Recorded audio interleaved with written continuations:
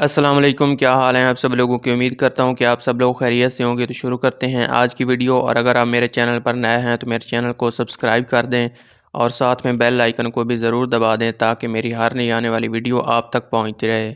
तो आज की वीडियो में मैं आपको बताऊँगा कि किस तरह से आप फैसल बैंक से अगर गाड़ी कर्ज़ पर लेना चाहते हैं तो उसके लिए आप किस तरह से अप्लाई कर सकते हैं और उसके लिए कितनी रकम आपको मिलेगी और इसके लिए जो है कौन-कौन सी शराइत हैं।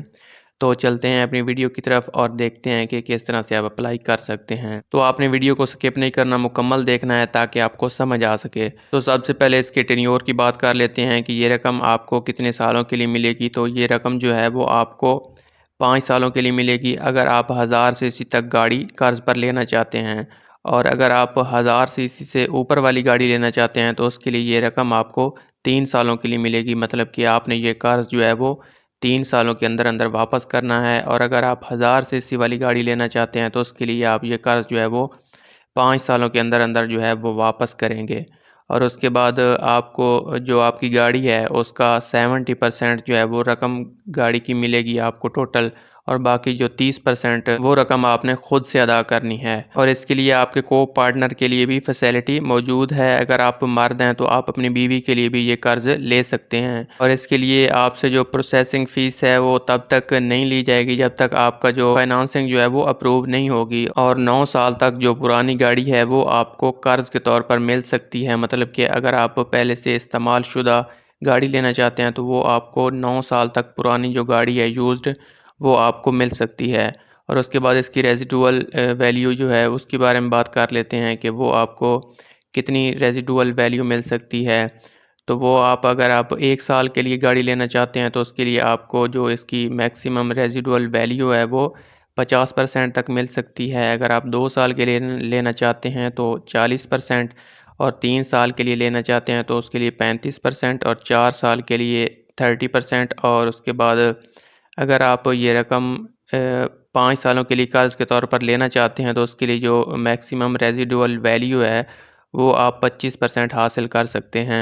और गाड़ी हासिल करने के लिए जो बकाया कीमत होती है उसको जो है मैक्सिमम रेज़िडुअल वैल्यू कहते हैं। तो इस पर अप्लाई करने के लिए जो आपके पास कागज़ात होना ज़रूरी हैं तो उनमें जो है सैलरीड इंडिविजुअल्स मतलब कि जो माहाना तनख्वाहदार लोग हैं उनके पास कौन-कौन से कागज़ात होना ज़रूरी हैं। तो उसके लिए एप्लीकेशन फ़ॉर्म होना चाहिए आपके पास जो कि कस्टमर की तरफ से साइंड होना चाहिए। और आपकी जो हालिया सैलरी स्लिप है वो आपके पास होनी चाहिए। और उसके बाद आपका जो शनाख्ती कार्ड है वो क्लियर और विज़िबल उसकी एक कॉपी होनी चाहिए। और उसके बाद 2 पासपोर्ट साइज़ जो हैं आपके पास तस्वीरें होनी चाहिए। और उसके बाद आपके पास पिछले 6 महीनों की जो है वो बैंक स्टेटमेंट होनी चाहिए।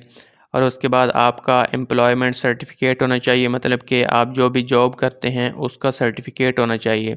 और आपके जो यूटिलिटी बिल्स हैं उनकी एक कॉपी होनी चाहिए। तो ये कागज़ात जो हैं ये आपके पास अगर आप महाना तनख्वाहदार बंदे हैं तो ये कागज़ात आपके पास होना ज़रूरी हैं। उसके बाद अगर आप सेल्फ एम्प्लॉयड पर्सन हैं मतलब कि आपका ख़ुद का कारोबार है तो उसके लिए आपके पास जो कागज़ात होना ज़रूरी हैं तो उनमें आपके पास एप्लीकेशन फ़ॉर्म होना चाहिए जो कस्टमर की तरफ से फ़िल्ड होना चाहिए और साइंड होना चाहिए। और उसके बाद आपके पास पिछले 1 साल का बिज़नेस का प्रूफ़ होना चाहिए कागज़ात की सूरत में जिससे ये बैंक को पता चल सके कि वाक़ई आप ये कारोबार करते हैं। और उसके बाद आपके पास आपकी शनाख्ती कार्ड की एक कॉपी होनी चाहिए और 2 पासपोर्ट साइज़ फ़ोटोग्राफ होने चाहिए। और उसके बाद आपके पास पिछले 6 महीनों की जो है बैंक स्टेटमेंट होनी चाहिए।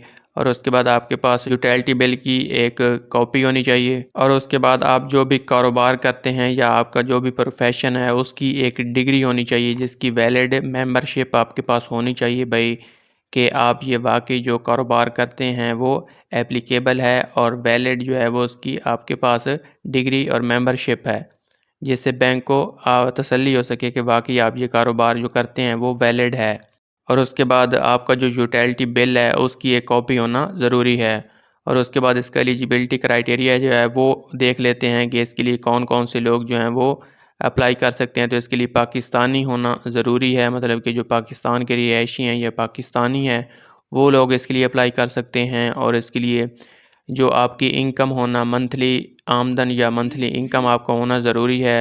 तो उनमें जो माहाना तनख्वाहदार लोग हैं सैलरीड पर्सन हैं तो उनकी कम से कम जो है वो इनकम 30,000 रुपये होनी चाहिए। और जो कॉन्ट्रैक्चुअल हैं मतलब कि जिनकी जॉब है और कॉन्ट्रैक्ट बेस पर है, मतलब कि रेगुलर नहीं है, परमानेंट नहीं है, तो उनकी जो मिनिमम इनकम है वो 50,000 रुपये होनी चाहिए। और जो सेल्फ़ एम्प्लॉयड बिज़नेसमैन हैं और प्रोफेशनल्स हैं, उनकी कम से कम इनकम जो है माहाना वो 40,000 रुपये होनी चाहिए। तो फिर ही आप इसके लिए अप्लाई कर सकते हैं। और इसके लिए जो एज की लिमिट है, मतलब कि आप जब ये कर्ज़ अप्लाई करने लगें तो आपकी कितनी एज होनी चाहिए, तो उसके लिए आपकी, अगर आप तनख्वाहदार बंदे हैं तो आपकी कम से कम एज 21 साल होनी चाहिए और ज़्यादा से ज़्यादा 65 साल होनी चाहिए जब आप ये कर्ज़ अप्लाई करें।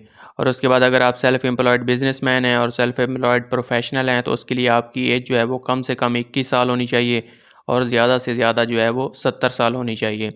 तो उसके बाद अगर आप इसके लिए अप्लाई करना चाहते हैं तो इसका ऑनलाइन अप्लाई करने का भी ऑप्शन दिया गया है। फैसल बैंक की जो ऑफ़िशियल वेबसाइट है www.faisalbank.com, उस पर आप जाकर इसके लिए ऑनलाइन अप्लाई भी कर सकते हैं। यहाँ पे अप्लाई नाउ यहाँ पे ऑप्शन दिया गया है, इस पर जाकर आप इसके लिए अप्लाई कर सकते हैं। या इसके अलावा इसका जो इंतहाई आसान और सादा तरीका है इस कर्ज़ के लिए अप्लाई करने का, तो आप फैसल बैंक की जो आपके करीब तरीन बैंक ब्रांच है वहाँ जाकर आप इसके लिए अप्लाई कर सकते हैं। और अगर आप मज़ीद इन्फॉर्मेशन हासिल करना चाहते हैं तो वो भी आप वहाँ से जाकर हासिल कर सकते हैं। तो ये थी आज की वीडियो, और अगर आपको वीडियो अच्छी लगी है तो वीडियो को लाइक कर दें, चैनल को सब्सक्राइब कर दें।